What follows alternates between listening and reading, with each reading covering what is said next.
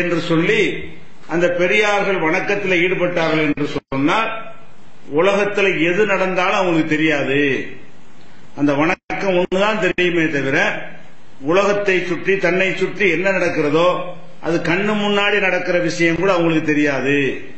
அவங்க காதுல விடும்படி பேசுற பேச்சு கூட அவங்களுக்கு டிஸ்டர்ப் பண்ணாது, இடைஞ்சல் பண்ணாது. அப்படியெல்லாம் பெரியார்கள் தொழுதிருக்கிறார்கள், வணங்கி இருக்கிறார்கள் என்று சொல்லி இந்த அமல்கள் அப்படி இரண்டர கலந்து ஒன்றி போய் அமையணும். இப்படியான ஒரு போதனையை செய்யும் பொழுது மக்களுக்கு என்ன வருகிறது என்று சொன்னால், நம்ம வணக்கம்லாம் வணக்கமே இல்லை, என்ன வணங்குறோம், தொழுவும் போதே எத்தனை எண்ணங்கள்லாம் வருகிறது, இப்படிங்கிற மாதிரியான ஒரு விரக்தி நிலையும் அந்த அமல்கள் ஆர்வமற்ற ஒரு நிலையும் தன்னால ஏற்பட்டுரும். காலப்போக்கில் என்னவாயிரு, ஏதோ ஒரு சடங்கு செய்யணுமே தவிர அதுல ஒரு நன்மை இல்லை, பெரியார்கள்லாம் எப்படி தொழுதிருக்கிறார்கள், இப்படியான ஒரு நிலைமை நம்ம பார்க்கிறோம். வணக்கத்தை பொறுத்த வரைக்கும் அல்லாஹ் நம்ம கடமையாக்கி இருக்கிற வணக்கத்தை அல்லாஹ்வுக்கு பயந்து நம்ம செய்யணும், கவனமாக செய்யணும், அலட்சியமாக செய்யக்கூடாது, ஏனோதான் என்று செய்யக்கூடாது, ஈடுபாட்டோட செய்யணும். இதுகளுக்கெல்லாம் மார்க்கத்தில் என்ன இருக்குது, சட்டம் இருக்கிறது. முனாபிக்குகள் தொழும் பொழுது இதா காமு இல சலாத்தி காமு குசாலா. முனாபிக்குகள் அன்னைக்கு பள்ளியாசலுக்கு வந்தாங்க. நபிகள் நாயகம் ஸல்லல்லாஹு அலைஹி வஸல்லம் காலத்துல முஸ்லிமாக இல்லாமல் முஸ்லிமாக நடித்துக் கொண்டிருந்தவங்களுக்கு பேர் முனாபிக்கு. முஸ்லிமா இருக்க மாட்டாங்க. நபிகள் நாயகத்துடைய கை ஓங்கின உடனே அந்த ஊர்ல நம்மள முஸ்லிம்கள் சொல்லிக் கொண்டோமே ஆனால் உதவிகள் கிடைக்கும், ஜக்காத் நிதி கிடைக்கும், முஸ்லிம்களுக்கு கிடைக்கிற அந்த அனுகூலங்கள் எல்லாம் அடையலாம் என்று சொல்லி ஒரு கூட்டத்தார் இருந்தார்கள். அது முனாஃபிக். அவங்க இஸ்லாமியர்கள் கிடையாது, ஆனா இஸ்லாமியர்களாக தங்களை சொல்லிக் கொண்டார்கள். அப்ப பள்ளியாசலுக்கு தொலை வருவார்கள். நோன்பு நோற்பதாக நோன்பு சொல்ல முடியாது, வீட்டில் போய் சாப்பிடுவாங்க, ஆனா நோன்பு நோற்பதாகவும் சொல்லிக் கொள்வார்கள். போர்க்களத்துக்கு கூட போவார்கள். ரசூல் ஸல்லல்லாஹு அலைஹி வஸல்லம் யுத்தத்துக்கு அழைத்தால் போர்க்களத்துக்கே கூட போவார்கள். கை ஓங்குற மாதிரி இருந்தால் என்ன செய்வாங்க, அந்த போர்க்களத்தில் நின்று கடைசியா தூரமா நின்று கொண்டு பங்கு வைக்கும் போது நாங்களும் தான் இருந்தோம் என்று வாங்கிக் கொள்வார்கள். கொஞ்சம் அவங்க கை ஓங்குற மாதிரி இருந்தால் இருக்கிற ஆட்களை மன உறுதியை குலைக்கிற மாதிரி, இதெல்லாம் நம்ம ஜெயிக்க முடியாது, அவங்க கை தான் ஓங்கும், இப்படிங்கிற மாதிரியான வேலைகள்லாம் செய்வார்கள். அப்ப இவங்க தொழுகைக்கு வந்து கொண்டிருந்தாங்களா, அவங்கள பத்தி எல்லாம் சொல்லும் என்ன செய்யறான்னு கேட்டா, இன்னல் முனாஃபிகீன யுஹாதிஊன அல்லாஹ்,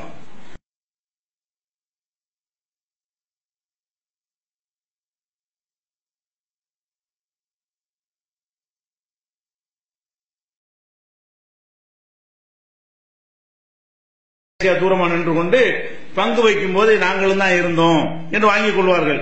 கொஞ்சம் அவங்க கை ஓங்குற மாதிரி இருந்தால் இருக்கிற ஆட்களை மன உறுதியை குலைக்கிற மாதிரி, இதெல்லாம் நம்ம ஜெயிக்க முடியாது, அவங்க கை தான் ஓங்கும், இப்படிங்கிற மாதிரியான வேலைகள்லாம் செய்வார்கள். அப்ப இவங்க தொழுகைக்கு வந்து கொண்டிருந்தாங்களா, அவங்கள பத்தி எல்லாம் சொல்லும் என்ன செய்யறான்னு கேட்டா, இன்னல் எது வரைக்கும் வசத்தணும், காது வரைக்கும் வசத்தணும், தோல் பூஜை வரைக்கும் வசத்தணும். இப்படி 2-3 விதமா ரசூலுல்லாஹ் வசித்திருக்காங்கன்னா, அப்படியே எப்படி இருக்கணும், குனிஞ்ச நிதானத்துக்கு சமமா இருக்கணுமா முது. அது முடியாத விஷயம் வேற. வயசானவங்க, நோய்வாய்ப்பட்டவர்கள், முதுகு வளையாதவர்கள் இருந்தா அது அல்லாஹ் கேள்வி கேட்க மாட்டான். இயலுமானவர்கள் அந்த மாதிரி எல்லாம் செய்யணும். இப்படி இல்லாம செஞ்சாங்கன்னு சொன்னா அப்ப தொழுதும் நரகத்துக்கு போற மாதிரி ஆயிடுது. தொழுகைக்குன்னு வருகிறோம், நரகத்துக்கு போற மாதிரி ஆகிவிடுகிறது. இந்த மாதிரியான ஒழுங்குகள் எல்லாம் மார்க்கத்தில் சொல்லப்பட்டிருக்கிறது. அதே மாதிரி வாக்கிமி ஸலாத்தல் லிக்ரி, என்னுடைய நினைவோடு நீ தொழுகை நிலைநாட்டு. தொழுகை நிலைநாட்டுறது என்னுடைய நினைவுக்காக வேண்டி, இறைவனாகிய என்னை நினைத்து பார்ப்பதற்கு தான் என்ன செய்யணும், தொழணும். அதுதான் தொழுகிறோம், அந்த மாதிரி செய்யணும். இந்த மாதிரி தொழுகும் பொழுது ஒரு விஷயத்தை வழங்கிக்கிறேன்னு, இப்படி தொழுதாலும் அது ஆரம்பிக்கும் போது நம்ம அந்த மாதிரி ஈடுபட்டாலும் அதே மாதிரி கண்டினியூ பண்ண இயலுமா? மனிதனுக்கு அந்த மாதிரி அல்லாஹ் சொல்லும் போது அந்த எண்ணம்லாம் வருங்க. தக்பீர் கட்டின உடனே அப்படியே என்ன நினைப்பலாம், தொழுகையில கட்டிட்டு அல்லாஹ்னா நிக்கிறோம்னு வரும். அது 5 நிமிஷமோ 10 நிமிஷமோ ஒரு தொழுகை முடியுதுன்னா அவ்வளவு நேரத்துக்கு நீடிக்காது. நம்ம நல்லா எப்படி படைச்சிருக்கான்னு கேட்டா, அந்த ஒரு அரை செகண்ட், 1 செகண்ட், 3 செகண்டுக்கு நல்லா பயந்து கட்டுற மாதிரி தக்பீர் கட்டுவோமா, அதுக்கு அப்புறமேல நம்மளுடைய எண்ணங்கள் எல்லாம் வேற வேற மாதிரி என்ன செய்யும், அந்த மோட்டர் போட்டோமா ஆஃப் பண்ணணுமா இல்லையா, அதுக்கு பேர் கட்டணும் அப்படி வரும். அது கதவை பூட்டணுமா இல்லையா, இப்படி ஒண்ணு ஒன்னா வந்து எல்லா யாவும் எங்க வரும், நம்ம நிக்கிறது அல்லாஹ்வுக்கு முன்னாடி இப்படி எல்லாம் எண்ணங்கள் வருகிறது. இப்படி வந்தா இது வந்து கேடான தொழுகையா இல்ல. நீங்கள் அந்த எண்ணத்தை சோம்பல் இல்லாத வகையிலையும் ஈடுபாட்டோடு துவக்கி விட்ட பிறகு இந்த எண்ணங்கள் வந்தால் அது உங்க கண்ட்ரோல் உள்ளதில்லை. எண்ணங்களுக்கு நம்மளா பொறுப்பு? அல்லாஹ் வந்து யா முகல்லிபல் குலூப், உள்ளங்களை புரட்டக்கூடியவனே, சப்பித்து கல்வி அலா தீனிக்க, என்னுடைய உள்ளத்தை உன்னுடைய தீன்ல உறுதியாக வைப்பாயாக. இத ரசூல் அதிகமா சொல்லுவாங்க. சத்தியம் பண்ணும் பொழுது கூட லா முகல்லிபில் குலூப், உள்ளங்களை புரட்டக்கூடியவன் மீது சத்தியமாக. அப்ப உள்ளங்கள்ல நம்ம நினைச்சுக்கிட்டு இருந்தாலும் அப்படியே மாறிக்கிறோம். நம்ம நினைச்சு ஒரு விஷயத்தை ஆரம்பிக்க போனா கூட அந்த உள்ளம் போய்விட்டது என்று சொன்னால் அதுக்கு நாம எப்படி பொறுப்பாளி ஆகும்? நம்ம கையை அசைக்கிறதுக்கு நம்ம பொறுப்பாளி. நம்ம நினைச்சாதான் அசைக்க முடியும், நினைச்சா அசைக்காம இருக்கலாம். தலையை அசைக்கிறதுக்கு நம்ம பொறுப்பாளி, கால அசைக்கிறது நம்ம கண்ட்ரோலா தந்திருக்கலாம். பொறுப்பாளினா என்ன? அல்லாஹ் அதை கண்ட்ரோல் பண்ணக்கூடிய பவரை, வலிமையை நம்ம கையில எல்லாம் தந்துட்டான். பேச நினைச்சா பேசுவோம், இல்லாட்டி பேச மாட்டோம். குடிக்க நினைச்சா குடிப்போம், இல்லாட்டி குடிக்க மாட்டோம். குனிய நினைச்சா குனிவோம், இல்லாட்டி குனியாம இருப்போம். அப்ப இந்த மாதிரி செயல்களை பொறுத்த வரைக்கும் அதை நினைச்சால் செய்கிற அதிகாரம் நம்ம கையில் இருக்கிறது. எண்ணத்துக்கு அப்படி இருக்குதா? இல்ல. அப்ப எண்ணங்களை பொறுத்த வரைக்கும் ஒருத்தர் விரும்புறோம், ஒரு ஆளை விரும்புறதுக்கு ஏதாவது ஒரு இலக்கணம் ஏதாவது இருக்குதா? இல்ல. திடீர்னு ரெண்டு பேரும் அப்படி அண்ணன் தம்பியோட அதிகமா நேசிப்பாங்க. ஏன் நேசிக்கிறாங்க அது தெரியாது, அது காரணம் சொல்ல இயலாது. அவன் பெற்ற 4 பிள்ளைல ஒரு பிள்ளை ரொம்ப நேசிப்பான், ரொம்ப நேசிக்கிறவன் சைத்தானா கூட இருப்பான். அந்த நேசிக்காத 3 பிள்ளை நல்ல பிள்ளைகளா இருக்கு. இந்த தகப்பன் நேசிக்கிற பிள்ளை அவன் சைத்தானா இருப்பான். அதெல்லாம் சொல்ல முடியாது, பெரிய வந்துடும். அந்த பிள்ளை மேல என்ன செய்யும், அவனை அறியாமலேயே அந்த பிள்ளை இவனுக்கு ஈர்க்கத்தாவுடைய தன்மை உடையதாக மாறிவிடும். இந்த மாதிரி இதெல்லாம் மனசு சம்பந்தப்பட்டது. ஒரு மனசு வந்து ஒன்று லயித்து போவது, அதுல ஈடுபாடு இருப்பது, ஈடுபாடை குறைக்கிறது, இது எல்லாமே வந்து நம்ம கையில் உள்ளது. இதை விளங்கணும். நம்ம கையில கொண்டு வர இயலாது. நம்ம கையில கண்ட்ரோல் என்ன செய்ய முடியாது, கல்பை கொண்டு வரவே இயலாது. ரசூல் ஸல்லல்லாஹு அலைஹி வஸல்லம் எல்லா மனைவிட்டு சமமா நடப்பாங்க. அப்படி நடக்கணும். நமக்கு அதான் சட்டம். மனைவிமார்கள் ஒன்றுக்கு மேல இருந்தாங்கன்னு சொன்னா அவங்கள்ட்ட எல்லா வகையிலையுமே அனைத்திலும் சமமாக, நீதியாக, நேர்மையாக கொடுக்கல்ல இருந்து அனைத்திலையும் நேர்மையா இருக்கணும். இப்ப ரசூல் ஸல்லல்லாஹு அலைஹி வஸல்லம் அவர்கள் அந்த விதத்தில் நேர்மையாகவே நடந்தார்கள். யாருக்கும் பாரபட்சம், கூடுதல், குறைவு இல்ல. ஆனா ஆயிஷா நாயகி மட்டும் கூடுதல் அன்பு இருக்கும். அவங்களுக்கு அன்பு, உள்ளத்தில் உள்ள அன்பு அதிகமாக இருக்கு ஆயிஷா நாயகி மீது. அது அபூபக்கருடைய மகள் என்பது காரணமா இருக்கலாம். அபூபக்கர் உயிர் தோழர், அவரு எல்லா வகையிலும் ஒரு துணையா நின்றவர். அந்த ஒரு அபூபக்கருடைய மகள் என்கிற காரணத்திற்காக வேண்டி ஆயிஷா நாயகி மீது அதிகமான அன்பு இருக்கலாம். ஆனா அன்பு அதிகம் இருந்ததுனால பாரபட்சம் நடந்துட மாட்டாங்க. அன்பு ரொம்ப இருக்கனால 2 மடங்கு வச்சுக்க, அன்பு கம்மியா உள்ள ஆளுக்கு 1 மடங்கு இல்ல. ஆளுக்கு 50 ரூபா கொடுத்தா எல்லாருக்கும் 50 ரூபா தான். உதாரணத்துக்கு ஆயிஷா நாய்க்கு 50 ரூபா தான். ஆனால் ஆயிஷா பிரிய மட்டும் கூட இருக்கும். இந்த மாதிரி ரசூலுல்லாஹ் இருக்கும் பொழுது அல்லாஹ்ட்ட துஆ செய்றாங்க, யா அல்லாஹ் என் அதிகாரத்தில் கொடுத்திருக்கிற அந்த பங்கீட்டில் நான் நேர்மையாக நடக்கிறேன். இந்த கொடுக்கிறதுக்குள்ள உள்ளது 25 ரூபா கொடுக்கிற இடத்துல ஒரு ஆள் 30 ரூபா கொடுத்தா அது நான் திமிரா செய்யறேன்னு அர்த்தம். எல்லாரும் 25 ரூபா கொடுத்தா அது எனக்கு ஏழும், அதில் நான் கரெக்டா நடந்து கொண்டிருக்கிறேன். ஆனால் கல்புல ஒரு ஆளை நான் கூட நேசிக்கிறேனே, அதுக்கு என்னை பிடிச்சிடாத, நான் காரணம் இல்ல, நீதான் காரணம்ட்டாங்க. அப்ப ஒரு ஆள் மேல அதிகமான நேசம் வறுமையானால் அந்த நேசத்தை போட்டது நீந்தானே. நாமள முயற்சி பண்ணி பிளான் பண்ணியா ஒரு ஆளை நேசிக்கிறோம் கிடையாது. அதுவா அல்லாஹ்வா என்ன செய்வான், அந்த பாசத்தை சிலர் மேல போடுவான், சிலர் மேல வெறுப்ப போடுவான். அந்த மாதிரி உள்ளதுக்கு சொல்றாங்க, கல்புல செய்யற விஷயத்துக்கு என்னை நீ பிடித்து விடாது, ஏனென்றால் உள்ளங்கள் எல்லாம் உன் கையில இருக்குது அப்படின்னு துஆ செய்வார்கள். அதே மாதிரி அல் கல்பு பைன இஸ்பைன் மின் அஸாபி ரஹ்மான், கல்பு இருக்க மனிதனுடைய நம்ம உள்ளங்கள் வந்து ரஹ்மானுடைய 2 விரலுக்கு இடையில இருக்கிறது. அல்லாஹ்வுடைய 2 விரல், நம்ம 2 விரலுக்கு இடையில ஒரு பொருளை வச்சிருந்தா என்ன செய்வோம், இப்படிதான் திருப்புவோம்.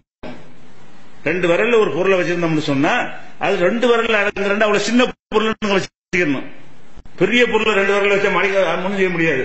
அப்ப அல்லாஹ்வோட கம்பேர் பண்ணும்போது நம்ம அத்தனை பேருடைய உள்ளங்களுமே சும்மா ஒரு எறும்பு அளவு உள்ளதுதான் அல்லாஹ்வுடைய விரலுக்குள்ள. அப்ப அந்த மாதிரி அல்லாஹ்வுடைய கல்புகள் அந்த உள்ளங்கள் இருக்கும்போது கல்லிபா கைபேசாம் இப்படிமா எப்படி இருந்தாலும் மாத்திருவான். இங்கிட்டு உள்ள அங்கிட்டு திருப்பி போடுவோம், அங்கிட்டு உள்ள அங்கிட்டு திருப்பி போட்டுவோம் இப்படின்ற ரசூல் ஸல்லல்லாஹு அலைஹி வஸல்லம் சொல்றாங்க. அப்ப ரஹ்மானுடைய கண்ட்ரோல்ல இருக்கிறதுனால மனசு ஒன்றி போதல் என்பது எவனுக்கு முடியாது. நீங்க தொழுகையில் ஈடுபட்டாலும் சரிதான், மனசு ஒன்றி போய் தொழுகையை தவிர வேற எதுவுமே எனக்கு யாவும் இல்லை என்று சொல்லக்கூடிய ஒரு நிலைமை உலகத்தில் யாருக்குமே ஏற்படாது. அப்படி சொல்வார்களே ஆனால் கண்டிப்பா அது திட்டமிட்ட பொய் தானே தவிர, அது கட்டுக்கதை தானே தவிர, அதற்கான பாவமும் தண்டனையும் அவர்கள் பெறுவார்களே தவிர அதில் கொஞ்சம் கூட உண்மை இல்லை. உண்மை இல்லைங்கிறதுக்கு என்ன ஆதாரம் அப்படின்னு கேட்டா, நம்ம எல்லாரும் தெரிஞ்சது வரும். தொழுகையில சஜிதா சஹுன்னு எல்லாம் வழங்கி வச்சிருக்கிறீங்க. மறதிக்கு செய்கிற சஜிதா, சஹுண்டா மறதி, மறதிக்காக செய்கிற ஒரு சஜிதா. இப்ப 4 ரக்காத்துக்கு பதிலாக நீங்க 5 ரக்காத்து தொழுதுறீங்க, அல்லது 3 ரக்காத்துல சலாம் கொடுத்துறீங்க.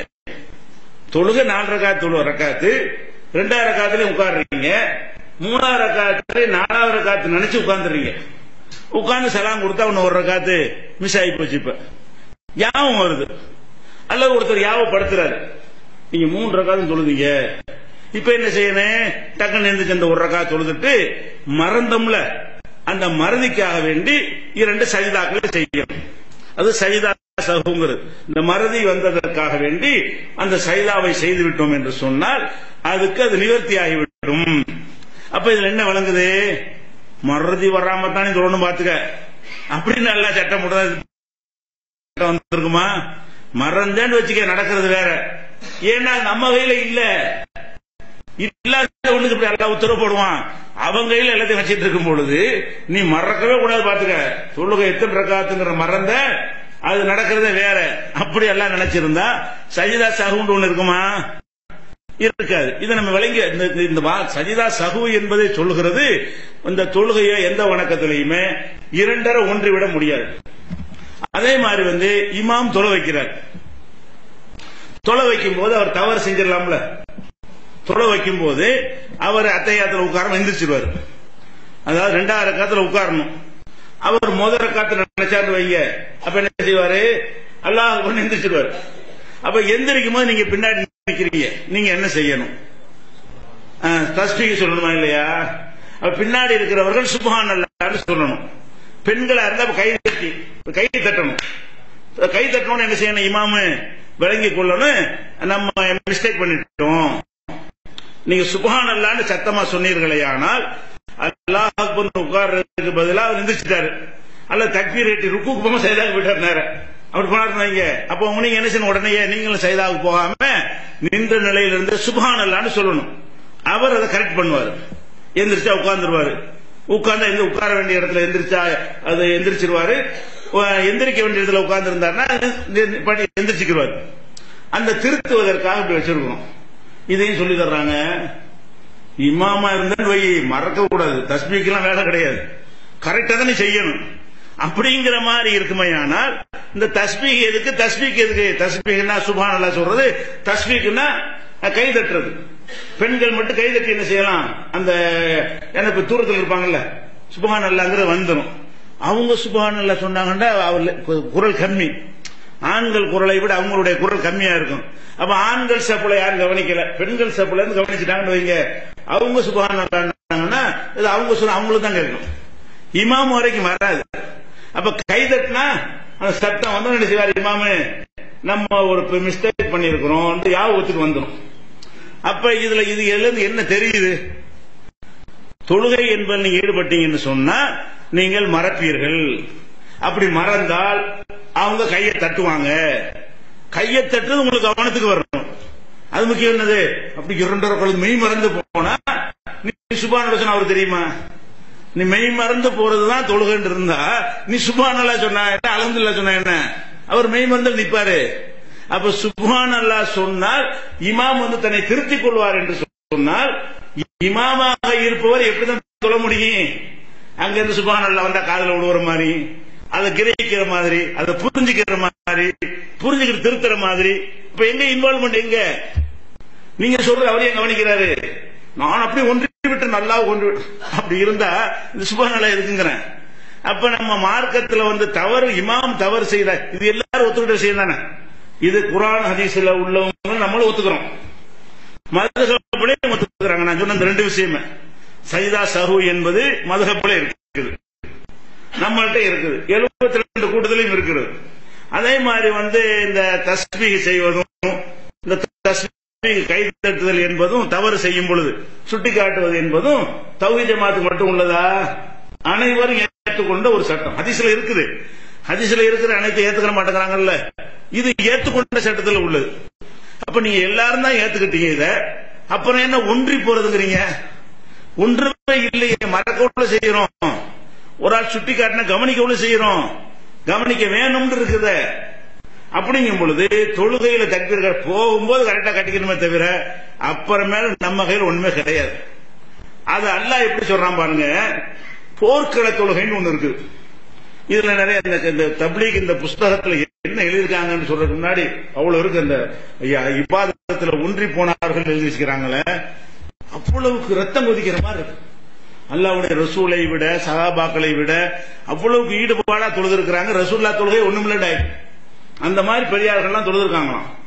அப்ப நம்ம என்ன பார்க்கணும், போர்க்களத்தில் ஒரு தொழுகை இருக்குது. போர்க்கள தொழுகைண்டா என்ன? ஒரு ரக்காத் தான் போர்க்கள தொழுகை. இப்ப லொஹருக்கு 4 ரக்காத் தொழுகிறோம்ல, பிரயாணமா இருந்தா 2 ரக்காத் தொழுவோம், உள்ளூர்ல இருந்தா 4 ரக்காத் தொழுவோம். நீங்க வெளியூருக்கு போனீங்கன்னு வைங்க, எல்லா 4 ரக்காத்துக்கும் பதிலா 2 ரக்காத்து போதும். லோஹருக்கு 2, அசருக்கு 2, இஷாவுக்கு 2 செய்யணும். 2 ரக்காத்துக்கு குறையாது, 3 ரக்காத்துக்கு குறையாது. 4 ரக்காத் தொழுகை எல்லாம் பாதி தொழுதா போதும் மார்க்கத்துல சலுகை இருக்கு. எங்க 25 கிலோமீட்டருக்கு மேல உள்ள தூரத்துக்கு நீங்கள் பிரயாணம் பண்ணீர்களேயானால் அதுக்குள்ள சட்டம். அதே நேரத்தில் வந்து போர்க்களத்தில் யுத்தம் நடக்குது, யுத்தம் நடந்துகிட்டே இருக்கும்போது லோஹர் நேரம் வந்துருச்சு. இப்ப போர்க்களத்திலையும் தொழுதாகணும். மார்க்கத்தில் போர் நடக்குதுங்கிறதுக்காக தொழுகை விட முடியாது. போர்க்கள தொழுகை எப்படி என்று கேட்டால் ஒரு ரக்காத் தான் போர்க்கள தொழுகை. போர்க்களத்தின் தொழுகை என்னது? ஒரு ரக்காத் தான் தொழுவாங்க. ஏன்னா போர் முக்கியமான விஷயம். தொழுகை இந்த கடமையை நேரத்துக்கு தொழ வேண்டும் என்பதற்கு எல்லாம் கடமையாக்கிட்டானே தவிர ஒரு ரக்காத் தான் தொழுவாங்க. ரசூலுல்லாஹ் ஹயாத்தோட இருக்கும்போது அவங்களுக்கு ஒரு சிறப்பு சலுகை என்னவென்று கேட்டால் அவங்க 2 ரக்காத் தொழுவாங்க, மக்கள்லாம் 1 ரக்காத் தான் தொழுவாங்க. இப்ப ரசூலுல்லாஹ் லோஹர் தொழுஞ்சுன்னு வைங்களேன், அவங்க தொழுவிக்கும் போது அல்லாஹ் முடிச்சு 1 ரக்காத் தொழுவாங்களா, தொழுது முடிச்ச உடனே சஹாபாக்கள்லாம் அங்க அவங்க ரசூலுல்லாஹ் எந்திரிச்சிருவாங்க, இவங்க உட்கார்ந்து அத்தையாத்து ஓதிட்டு 1 ரக்காத்துல போயிருவாங்க. இவங்க போன உடனே அடுத்த பாதி பேர் 2 பேரை பிரிச்சுக்கணும், அனைவரும் தொழுது அழைச்சிட்டு போயிருவாங்க. 2 பேர் 1000 பேர் இருந்தார்களே, ஆனால் 500 பேரை பிரிச்சு கொண்டு ஒரு ஜமாத் நடத்தணும், அவங்க போர்ல நிக்கணும். இவங்க போன பிறகு அவங்க வந்து சேர்ந்துக்கணும். அப்ப 1 ரக்காத்துல சலாம் கொடுத்து இவங்க போன பிறகு அந்த சஹாபாக்கள் வந்து ரசூலுல்லாஹ் ஃபாலோ பண்ணிக்கிறாங்க. இன்னொரு அவங்களுக்கு 1 ரக்காத் தான். அப்ப இமாமாக இருக்கிற ரசூலுல்லாஹ்வுக்கு மட்டும் 2 ரக்காத் வரும், மக்களுக்கு போர் வீரர்களுக்கு 1 ரக்காத் வரும். இது ரசூலுல்லாஹ் இருக்கும்போது உள்ள சட்டம். ரசூலுல்லாஹ் இல்லாத காலம் ரசூலுல்லாஹ்வை பின்பற்றின அந்த பாக்கியம் அனைவருக்கும் கிடைக்கணுங்கிறதுக்காக வேண்டி அவங்கள 2 ரக்காத் தாயிபத்து நுஹ்ரா, இன்னொரு சாரார் 2 பிரிஞ்சிருப்பாங்கல்ல, அந்த சாரார் வரட்டும், தொழாத சாரார் சொல்லி சொல்லும் ஆக்க அவர்கள் உங்களோடு தொழவிட்டும். வஸ்லியத்தகும், ஆயுதங்களையும் அந்த முன் எச்சரிக்கையும் கையில் எடுத்துக் கொள்ளட்டும். கவனமா இருக்கணும், தொழும் போது அங்க பார்க்கணும் இங்க பார்க்கணும், சாதாரணமா பார்க்க கூடாது. போர்க்களத்தில் என்ன செய்யணும்னா தொழுகன்னு, ஆனா என்ன செய்யணும், கண்ணெல்லாம் எதிரி வர்றானா இப்படித்தான் இருக்கணும். அப்ப கவனத்தையும் வச்சுக்கிறங்க, ஆயுதத்தையும் கையில வச்சுக்கிறங்கிறான். அப்ப தொழுகையில 2 அப்படியும் அப்படி கலந்து தன்னையே மறந்துடுறது என்று இருந்தா இப்படி ஒண்ணு இருக்குமா? 4வது அத்தியாயத்தில் 102வது வசனத்தை படிச்சு பாருங்க, நான் சொன்ன விஷயங்கள் அப்படி இருக்கிறது. அப்ப போர்க்கள தொழுகை என்று சொல்லும் பொழுது ஆயுதங்களை வைத்துக்கொள், எதிரி எப்ப வேண்டாலும் அப்படி எல்லாம் சொல்றான். நீங்கள் வந்து வத்தல்லதீன கஃபரு, நிராகரிப்பவர்கள் விரும்புகிறார்கள், லவ் தகஃபுலூன அன் அஸ்லிஹத்திக்கும், உங்கள் ஆயுதங்கள்ல நீங்கள் கவன குறைவாக இருப்பீர்கள் என்று விரும்புகிறார்கள். எமீலூன் அலைக்கும் மைலத்தன் வாகிதா, ஒரேடியா வந்து அட்டாக் பண்ணலாம் என்று காத்திருக்கிறார்கள். எப்படா இவங்க தக்பீர் கட்டுவாங்க, தொழுகண்டா ஒன்றி போயிருவாங்க, போட்டு தாக்கிடலாம்னு ஒரு நினைச்சிட்டு இருக்கிறாங்க. நீ ஒன்றி போவாத, நீ என்ன செய்யணும், கவனமாயிரு, எதிரி வருவான் என்று கவனமாயிருந்து இவ்வளவு விவரமா எல்லாம் சொல்றான். அப்ப படைச்ச இறைவன் சொல்லுகிறான், போர்க்களத்துல தொழுகையிலையும் நீ போர் தான் செய்யற. பார்த்தா தொழுகிறோமே தவிர ஒரு கிராத்து அது போது தஸ்பீ போதுறமே தவிர கவனமெல்லாம் எங்க இருக்குது? கவனமெல்லாம் போற ஆயுதத்திலே கவனமா இருந்தா என்ன அர்த்தம்? அப்ப ஒன்று இருந்தா அர்த்தம் அல்லாஹ் பாத்துக்கிறோங்க, அல்லாஹ் பாத்துக்கிறோம். அவங்க அப்படி இருந்தா அப்படியே சொல்றான்ல, நீ தக்பீரை கட்டு, நான் மத்ததை நான் பாத்துக்கிறேன், அப்படி எல்லாம் சொல்லவே இல்லை. நீ தக்பீரை கட்டி நீ தான் பாத்துக்கிறேன்னு, அதுலயும் கவனமா இருக்கணும். எந்த பக்கம் வந்தாலும் எதிரி வருவான், நீ கேர்ஃபுல்லா இருந்தா தான் உனக்கு பாதுகாப்பு. கேர்லெஸ்ஸா இருந்தா அடிச்சுட்டு போயிருவான் அப்படின்னு சொல்லி அல்லாஹ் இதை சொல்வதில் என்ன விளங்குது? அப்ப அமல்கள் என்கிற பெயர்ல வந்து இப்படி இப்படி இரண்டரை கலந்து அப்படியான ஒரு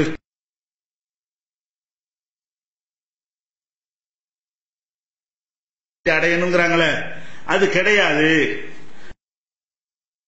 இன்னும் சொல்ல போனா இது ஒரு வகையாச்சா. இப்ப நம்ம பிரயாணத்துல போறோம், போயிட்டு இருக்கும் பொழுது எதிரிகள் பயம் இருக்குன்னு வைங்க, வாய்ப்பா இருக்கும், எதிரிகள் வந்து அட்டாக் பண்ணிடுவான். அப்ப நிக்கிற ஆட்களை தான் எதிரி கவனிப்பான். சும்மா நிக்கிறாங்க, தங்குறாங்க, உட்கார்ந்து இருக்கிறாங்கன்னு சொன்னா அப்ப வந்து நம்ம தாக்கிட்டு போயிடலாம் நினைக்குவோம். அந்த மாதிரி நீங்கள் அச்சப்பட்ட நிலையில் இருந்தீர்களே ஆனால் அப்ப நீங்க எப்படி தொழணும் எல்லாம் சொல்றான். அவருக்கு பானன் நடந்துகிட்டு தொழுவுங்க. தொழுவுறீங்கல்ல, எதிரி வந்து தாக்கிடுவாங்கிறீங்களா, நீங்க சாதாரணமா தான் இருக்குன்னு அவனை காட்டுங்க. இப்படி இரண்டு தொழுது காட்டிப்படாதீங்க. நம்ம என்ன செய்யணும், அல்லாஹ் அக்பர் இப்படி போயிட்டே இருக்கணும். அவன் என்ன செய்வான், அடிச்சு போயிட்டே இருக்காரா, திருப்பி அடிச்சிருவாரா அப்படின்னு காட்டிக்கிறங்க. அல்லாஹ் நீங்கள் தொழுவும் பொழுது அச்சமாக இருக்குமே ஆனால் நடந்தே தொழுங்கள். அவருக்கு பானன் வாகனத்தில் ஏறி போயிட்டே இருங்க, தொழுங்க. குதிரையில உட்கார்ந்துக்கிறங்க, அவன் நினைச்சுக்கிட்டு இருப்பான் குதிரையில போயிட்டு இருக்காரு, அடிக்கிறதுக்கு போயிட்டு இருக்காரு, நீ தொழுதுகிட்டு இருப்ப. அப்ப அந்த மாதிரி தொழுவுங்க. இது 2வது அத்தியாயத்தில் 239வது வசனத்தில் எல்லாம் சொல்லி காட்டுறோம். அப்ப இது என்ன காட்டுது? நடந்துகிட்டே தொழுவுறது எதை காட்டுது?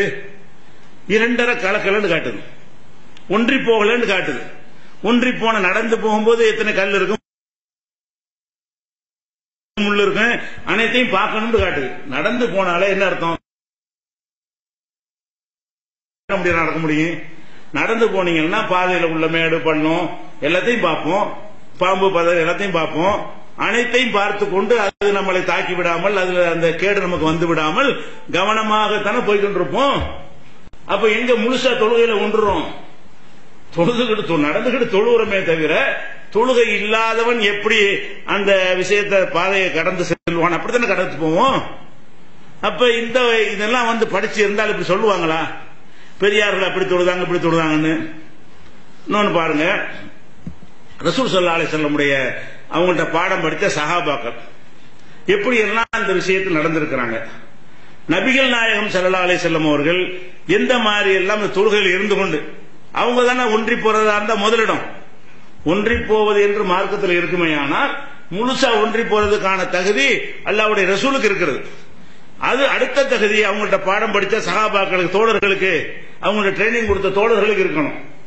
அந்த தோழர்கள் ரசூலுல்லாஹ் காலத்துல எந்த மாதிரி தொழுதாங்க, எந்த மாதிரி ஈடுபாடு தொழுதாங்க, ரசூல் ஸல்லல்லாஹு அலைஹி வஸல்லம் எந்த மாதிரி தொழுதாங்க என்பதெல்லாம் ஹதீஸ் நூல்கள்ல பதிவு செய்யப்பட்டு பாதுகாக்கப்பட்டு இருக்கிறது. ஒரு அபூ புர்தா அல் அஸ்லமி அப்படின்னு ஒரு சஹாபி, அவர் ஒரு குதிரையில ஏறி வர்றாரு. வந்து என்ன செய்யறாருன்னா குதிரையை நிப்பாட்டி போட்டு தொழ ஆரம்பிக்கிறார். ஒரு இடையில ஒரு திறந்த வழி இல்ல. அப்புறம் தொழுதுகிட்டு இருக்கும்போது என்ன ஆச்சுன்னா குதிரை ஓட ஆரம்பிச்சிருச்சு.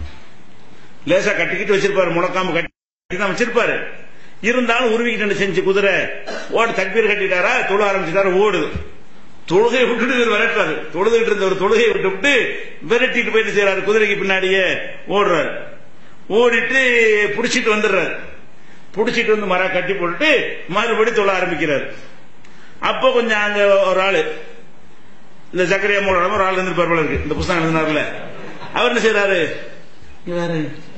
தொழுகையா, இந்த கிழவனை பாரு, இந்த கிழவன் தொழுகிற தொழுது போட்டு குதிரைக்காக வேண்டி தொழுகை விட்டு ஓடுறான் பாரு அப்படின்னு பேசுறாரு.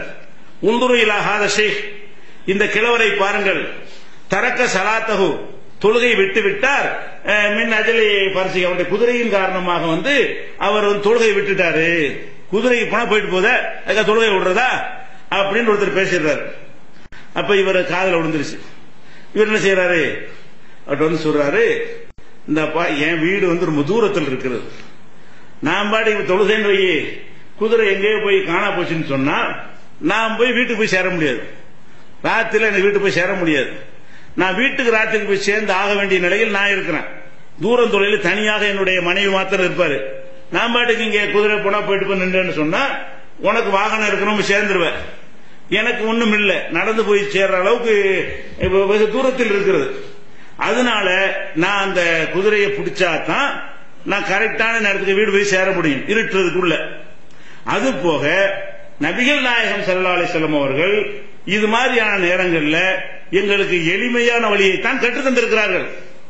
நீ சொல்ற மாதிரியான அந்த முத்தி போற பக்தி இருக்குல்ல, அதை எங்களுக்கு கற்று தரவில்லை அப்படின்னு ஒரு அறிவுரை சொல்றாரு. ஒண்ணு அறிவு ரீதியான காரணம், குதிரையை விட்டு நாம போய் நடந்து போய் எனக்கு சேர முடியாது, அந்த குதிரை இருந்தா தான் வீட்டுக்கு போய் சேர முடியும், எனக்கு அவசியம். உங்க பைக்கை திருட்டான்னு வைங்களேன், வீட்டுக்கு வரணும் எப்படி வருவீங்க, 40 கிலோமீட்டர் போன பிறகு பைக் அளவன் போயிட்டாங்க, இந்த மாதிரி ஊர்கள்லாம் ஒண்ணுமே இல்ல, அப்ப நீங்க எப்படி திரும்பி வர முடியும்? இப்போ காசு இருக்கு, பஸ் இருக்கு, எல்லாம் இருக்கு, அந்த காலத்துல ஒண்ணுமே கிடையாது.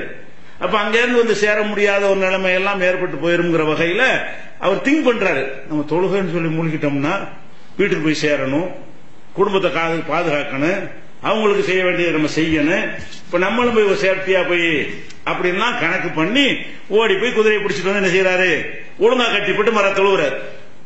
இப்ப நம்ம என்ன புகாரில் 6127வது ஹதீஸ்ல இதை நீங்க பார்க்கலாம். இதுல நம்ம படிக்கிற விஷயம் என்ன, அப்ப குதிரையை திருடி கட்டிட்டு போனான்னு சொன்னா நம்ம அதை பாதுகாக்கணுமே தவிர, குதிரை தானே போயிட்டு போகுது, நம்ம தொழுகையில செய்கிறோம், நம்ம 2 கலந்துருவோம் அப்படிங்கிற மாதிரி இருக்கிற ஒரு மார்க்கத்தை அல்லாஹ்வுடைய தூதர் கற்றுத் தரவில்லை. அவர் சொல்றாரு, எங்களுக்கு ரசூல் ஸல்லல்லாஹு அலைஹி வஸல்லம் அவர்கள் இந்த மாதிரி எளிய வழியைத்தான் கற்றுத் தந்தார்களே தவிர நீ சொல்லக்கூடிய கடின வழிமுறையை எங்களுக்கு கற்றுத் தரவில்லை, மார்க்கத்தின் பேரால் கொடூரமான வழிமுறை கற்றுத்தரலன்னு சொல்றாரு. இதுல இருந்து என்ன விளங்குது, நபிகள் நாயகம் உண்டாக்கணும் உம்மத்துல அழகா கிளாஸ் நடத்திருக்காங்க. தொழுவுங்க, தீ பிடிச்சா போய் அமத்துங்க, களவாண்டு பண்ண புடிங்க, பாம்பு அடிச்சு கொள்ளுங்க, அதனால தொழுவும் செய்யுங்க. அப்ப தொழுவுறவனுக்கு பாம்பு வருதான்னு தெரியணும், பள்ளி வருதான்னு தெரியணும், எதிரி வர்றான்னு தெரியணும், எவனா களவாண்டு போறான்னு தெரியணும். தொழுகிட்டு இருக்கிற செருப்புத்திட்டு ஓடுறான், போய் புடிச்சிட்டு அடிச்சு பிடிச்சால காப்பத்தை தொழுவுங்க. செருப்புக்காக தொழுகை விடுவதா, விடணும். செருப்பா இருந்தாலும் என்ன செய்யணும், அப்ப நம்ம செருப்பை தூக்கிட்டு போறான்னு சொன்னா அப்ப போய் எடுத்தானே நம்ம செருப்புல அது, அப்புறம் தொழுதுக்குருவோம்.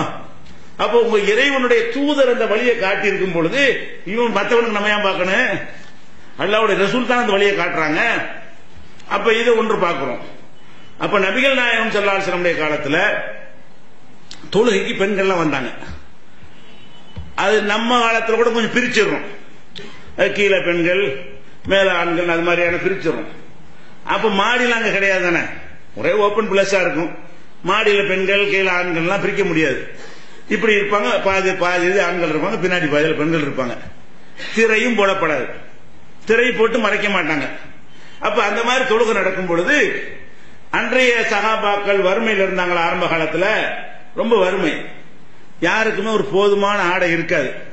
ஒரு போர்வையை தூக்கி கட்டிக்கிடுவாங்க. ஒரு போர்வை கட்டினாங்கன்னா அது ஒரு தொடை அளவுக்கு தான் மறைக்கும். அந்த போர்வை தொடை அளவுக்கு மறைச்சா நிற்கும் போது ஓகே, சைலாவுக்கு போகும்போது தொடை அளவுக்கு ஒரு ஆடையை வச்சுக்கிட்டு போர்வையை போத்திக்கிட்டு ஒரு டவுசர் மாதிரி இருந்தா கூட பிரச்சனை இல்லை. சும்மா ஒரு போர்வை சுத்திக்கிட்டு நீங்க சைலா போனா என்ன ஆகும், அது பின்னாடி இருந்து பார்க்கிறவங்களுக்கு உங்களுடைய மறைவிடங்கள்லாம் தெரியும். பின் வரிசையில் இருக்கிறவங்களுக்கு நீங்க சஜிதாவில் இருக்கும் பொழுது பின் வரிசையில் உள்ளவர்கள் பார்த்தார்களே ஆனால் உங்களுக்கு மறைவிடங்கள்லாம் தெரியும். அப்ப ரசூலுல்லாஹ் என்ன செய்யறாங்கன்னு கேட்டா, எல்லாத்தையும் ஆடை இல்ல, இந்த மாதிரி ஆடை உள்ள காலமா இருந்தா இந்த மாதிரி ஆடை அணிஞ்சிட்டு வாங்கன்னு சொல்லியிருப்பாங்க. அதையே தீர்வா சொல்லியிருப்பாங்க. இல்ல அவளுக்குள்ளிக்கும் சௌபானி, என்ன எல்லாரும் 2 ஆடையை வச்சிருக்கோம், எல்லாம் ஒரு ஆடை வச்சிட்டு இருக்கோங்கிறாங்க. எல்லாத்தையும் இருக்க ஒரு போர்வை தான். அந்த போர்வை சுத்திட்டு என்ன செய்வோம், வெளியேயும் போவாங்க, தொழுகவும் செய்வாங்க, வீட்டுக்குள்ள இருந்த சின்ன துண்டை கட்டிக்கிடுவாங்க. இதுதான் அன்றைக்கு இருந்த ஒரு நிலைமைங்கிறதுனால அவங்கள்ட்ட ஆடை இல்லை. அப்ப ரசூலுல்லாஹ் என்ன செய்வாங்கன்னா, தொழுகும் போது மக்களுக்கு அறிவிப்பாங்க, பெண்களுக்கு, பெண்களே நீங்கள் இப்ப சஜிதாவுல இருந்து எல்லாம் எந்திரிக்கிறாங்கல்ல, ஆண்கள் எந்திரிச்சு முடிச்ச பிறகு கொஞ்சம் நேரம் சென்றுதான் நீங்க எந்திரிக்கணும்.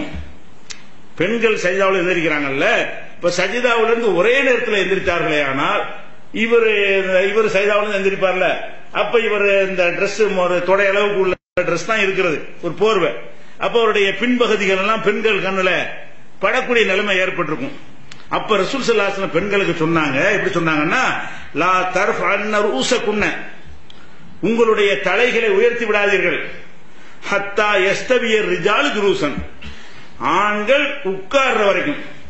சஜிதாவுல இருந்து உட்காருவோம்ல, சஜிதாவுல இருந்து உட்கார்ந்து தான் எந்திரி போனோமா. ஒன்னு அத்தஹியாத்துல உட்கார்ந்துருவோம், முதல் ரக்காத்தா இருந்தாலும் நேரம் எந்திரிக்க மாட்டோம். சஜிதாவுல இருந்து அப்படி உட்கார்ந்துட்டு எந்திரிக்கணும். அந்த உட்கார்ந்து எந்திரிக்கலாம் இதுக்கு தான் சுன்னத்தாக்கப்பட்டிருக்கு. நேரம் எந்திரிச்சிங்கன்னா பின்னாடி உள்ள ஆட்களுக்கு தெரியும். அப்ப அந்த மாதிரி ஆண்கள் உட்கார்ந்துட்டாங்க, நமக்கே தெரியும். அல்லாஹ் அக்பர்னு சரி இப்ப அநேகமா எல்லாரும் உட்கார்ந்துருப்பாங்க அப்படின்னு தெரிஞ்சு சஜிதாவுல இருந்து பெண்கள் தலை உயர்த்தணும். இது ஒரு சட்டம். இதுல நாம இந்த மனம் ஒன்றுதல் மேட்டர் இருக்குல்ல, அது இல்லைங்கிறது இதுல பாயிண்ட் இருக்கா இல்லையா? அப்படி மனம் ஒன்றி போனா அவங்களுக்கு ஏன் தொடையெல்லாம் தெரிய போகுது? எல்லாம் ஒன்றி போய் இருக்க வேண்டியதானே. பெண்கள் தொலை வந்திருக்கிறாங்க, அல்லாஹ் தொலை வந்திருக்கிறாங்க, அல்லாஹ்வுடைய யாபத்தில் அப்படி மூழ்கி திளைத்து தக்பீர் கட்டிக்கிட்டு இருக்கும் பொழுது நிர்வாணமா முன்னாடி போனா கூட நமக்கு தெரியுமா? அப்படித்தானே சட்டம் இருக்கணும். மறுமை நாள்ல அப்படி வருதா இல்லையா ஹதீஸ்? மறுமை நாள்ல எல்லாரும் எல்லாம் நிர்வாணமா இருப்போம். இப்ப நம்ம ட்ரெஸ் போட்டிருக்கோம்ல, யாருக்குமே ட்ரெஸ் இருக்காது, எல்லாம் நிர்வாணமா தான் எழுப்பப்படுவார்கள். நிர்வாணமா எழுப்பப்பட்டு முதலாக இப்ராஹிம் நபிக்கு தான் அல்ல ஆடை கொடுப்பான். அவர் தான் இமாம் முன்னாஸ், மனித குலத்தினுடைய தலைவர். அவர் தான் அல்லாஹ்வுடைய ஹலீல், ஃப்ரெண்ட், நண்பர். இப்ராஹிம் நபிக்கு தான் முதல்ல ஆடையை கொடுப்பான் அப்படின்னு ரசூலுல்லாஹ் சொல்றாங்க. அப்ப ஒரு ஆயிஷா நாய் கேட்கிறாங்க, நிர்வாணமாவா எழுப்பும் போது ஆம்பளை பொம்பளை எல்லாம் இருப்பாங்க, நிர்வாணமா இருந்தா அவங்களுக்கு தாங்க முடியல. ஆண்கள் பெண்கள் அப்படி திருப்பி எழுப்பப்படுற நேரத்தில் ஆண்கள்லாம் நிர்வாணமா இருப்பது பெண்கள் பார்த்தால், பெண்கள் எல்லாம் நிர்வாணமா இருப்பது ஆண்கள் பார்த்தால் அது எப்படிங்கிறது அவங்களுக்கு கேட்க தெரியாம இப்படிலாம் இருப்பார்கள் கேட்கிறாங்க. அப்ப ரசூலுல்லாஹ் சொல்றாங்க, அல்லமுர் அசதி, அதுக்குமே அங்க அதெல்லாம் பார்க்க முடியும். அந்த திடுக்க நடுக்கத்துல யார் ஆம்பளையும் தெரியாது, பொம்பளையும் தெரியாது, யார் யார் டிரெஸ் போட்டாங்கன்னு தெரியாது, போடலையான்னு தெரியாது. அப்படியான ஒரு நிலையில் இந்த யாவும் மூலமா ஒருத்தருக்கு வரு அப்படின்னு ரசூலுல்லாஹ் கேட்கிறாங்க. அதான் ஒன்றி போறது. இந்த மாதிரி ஒரு பயங்கரமான ஒரு நிலையா இருந்தா உங்களை ஒரு சிங்கம் விரட்டிட்டு வருது, ஒரு 2 பொம்பளை நிர்வாணமா எதுக்கு அதை பார்க்க வச்சு வேண்டிய சிங்கம் விரட்டிட்டு வந்துச்சுன்னா ஓடிக்கிட்டு இருப்பீங்களா? அப்படியே போய் பாப்பீங்களா? உயிரை காப்பாத்தன்னு வந்துட்டு இதெல்லாம் தெரியும். அப்ப அந்த உயிரை காப்பாத்தல் என்கிற ஒரு மேட்ரு வரும்போது நிர்வாணம் எல்லாம் பெரிய மேட்ரு இல்ல. இது மாதிரி உள்ளதா தொழுகை? அப்படி கிடையாது. நீங்க முன்னாடி உள்ள ஆளு கொஞ்சம் குனிஞ்சு பார்த்தா தெரியத்தான் செய்யும். அப்ப தெரியுங்கிற அளவுல இருக்குமே. ஆனால் அப்ப என்ன நமக்கு விளங்குது? தொலை வந்த பெண்களாக இருந்தாலும் முன்னாடி உள்ள ஆண்களை கண்ணில் படும் பொழுது அதை கவனம் போகும். அந்த கவனம் போகக்கூடாது என்றால் ஒன்றி போங்கள் பயான் பண்ற ரசூலுல்லாஹ். இந்த மாதிரி ஆண்கள் அந்த மாதிரி ட்ரெஸ் அணிஞ்சிருக்கிறாங்க, நீங்க தொழுகையில் அப்படி ஒன்றி போய் விடுங்கள், அப்படி மூழ்கி போய் விடுங்கள், இன்னென்ன காரியத்தை செஞ்சு உங்களை மறந்து விடுங்கள். அப்ப அவர் முன்னாடி எப்படி இருந்தாலும் உங்களுக்கு தெரியாது. அப்படியே சொன்னாங்க. தெரியும், நீ தொழவே வந்திருந்தாலும் உன் கண்ணுக்கு முன்னாடி உள்ளவங்க தெரியத்தான் செய்யும். அதனால் ஏற்படுற பாதிப்பு பாதிக்கத்தான் செய்யும். லேட்டா எந்திரி, அவ்வளவுதான். சஜிதாவில் இருந்து என்ன செய்யணும்? லேட்டாக தலையை உயர்த்துங்கள். இது புகாரியில 362 ஹதீஸில் இருக்கு, நிறைய இடத்துல இருக்கிறது. தேடி பார்க்கிற ஒவ்வொரு நம்பர். அப்ப இந்த தொழுகையில பெண்கள் கலந்து கொண்டார்களே, அவங்க 2.5 கலந்தாங்களா, ஒன்றியா போனாங்க? ஒன்றி போக முடிந்தால் அந்த வழியை ரசூலுல்லாஹ் சொல்லியிருப்பாங்களே. இப்பதான் ரொம்ப தேவை, இதுதான் சரியான நேரம்.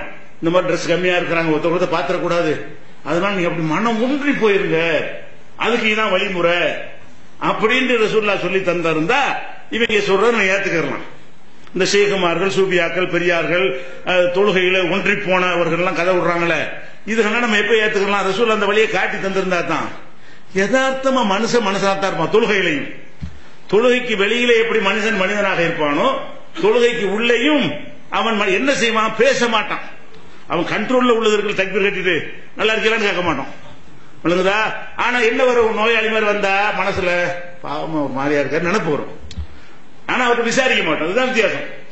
ஒரு ஆள் நோயாளி மாதிரி கண்ணுக்கு முன்னாடி வர்றாருன்னு தொழுதுட்டு இருக்கும்போது மனசுல என்ன செய்வோம்? பாவம் நோயாளி கஷ்டப்படுறாரு மனசுல நினைக்குவோம். அது வராம தடுக்க முடியாது. ஆனா அவர்கிட்ட என்ன செய்ய மாட்டோம்? நல்லா இருக்கு, ஏன் இப்படி இருக்குன்னு கேட்க மாட்டோம். அது கண்ட்ரோல்ல உள்ளது. தொழுகையில் நம்ம இருக்கிற காரணத்தினால் பேசக்கூடாதுல. நம்மளுக்கு முடிஞ்சது என்ன? ஏன்பா இந்த மாதிரி போயிட்டேன்னு கேட்க மாட்டோம். ஏன் இந்த மாதிரி போயிட்டான்னு நினைக்குவோம். இதான் விஷயம். அப்ப தொழுகைக்குள்ள இந்த நினைப்பு வராம இருக்குமா? வரதான் செய்யும். இது ஒரு விஷயத்தை விளங்கிக்கணும். ரசூல் ஸல்லல்லாஹு அலைஹி வஸல்லம் காலத்துல அரபு நாட்டு வெப்பம் நம்ம நாட்டு வெப்பத்தோட அதிகம் உங்களுக்கு தெரியும். இப்ப நம்ம நாடு அதுக்கு ஈக்குவலா வந்துகிட்டு இருக்குது. அப்ப வெறும் மணல் தான் அது. பள்ளிவாசல் இருக்கு இல்லையா, பள்ளிவாசல்ங்கிறது மேல பேரிச்சம் ஓலைகளை கொண்டு கூரை போட்டிருப்பாங்க, கீழே வெறும் மணல் தான். அப்ப பாலை மணல் ரொம்ப சூடாகி போயிடும். அதனாலதான் என்ன செய்வாங்கன்னு கேட்டா, வெயில் நேரத்தில் லொஹரை தாமதப்படுத்துவாங்க. ரசூல் ஸல்லல்லாஹு அலைஹி வஸல்லம் என்ன செய்வாங்க? லொஹரை நல்லா குளிர்ற வரைக்கும் விட்டு நீங்க அதுக்கப்புறம் தொழுவுங்க. லொஹர் தொழுகையை உச்சி வெயில் சாஞ்ச உடனே தொழுவலாம். வக்து வந்துடும். வக்து வந்தாலும் அதை லேட் அப்படி தூபில்லுஹரி, லொஹரை குளுமை அடைந்த பிறகு தொழுவுங்கள். 1 மணி 2 மணிக்கு ரொம்ப சூடா இருக்குமே, ஆனால் 3 மணிக்கு போய் லொஹரை தொழுவுங்க. நம்ம நாட்டு வெப்பத்துக்கு தாங்குற வெப்பம் அந்த மாதிரி இப்ப இங்க வந்து விட்டால் நம்மள மாதிரி செய்யணும், சுண்ணத்தாகிவிடும்.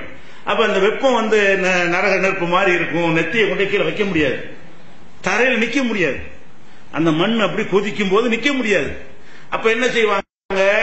ஒரு 3 மணி அது மாதிரி கொஞ்சம் பக்தி இருக்கணும். அதுக்காண்ட அசரகம் தரக்கூடாது. லொஹருடைய பக்தி இருக்கும் பொழுது எவ்வளவுக்கு தள்ளி போக முடியுமோ அவ்வளவு தள்ளி போங்கன்னு சொல்லக்கூடிய அளவு வெப்பம். அப்ப என்ன செய்வாங்கன்னா, சஹாபிகள் அறிவிக்கிறாங்க, ரசூலுல்லாஹ்வோட நாங்க தொழுவோம்.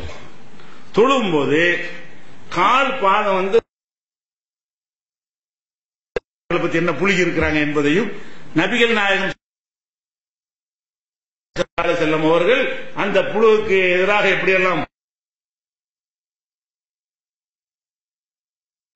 நடந்திருக்கிறார்கள் என்பதையும் பார்ப்போம். அஸ்ஸலாமு அலைக்கும்.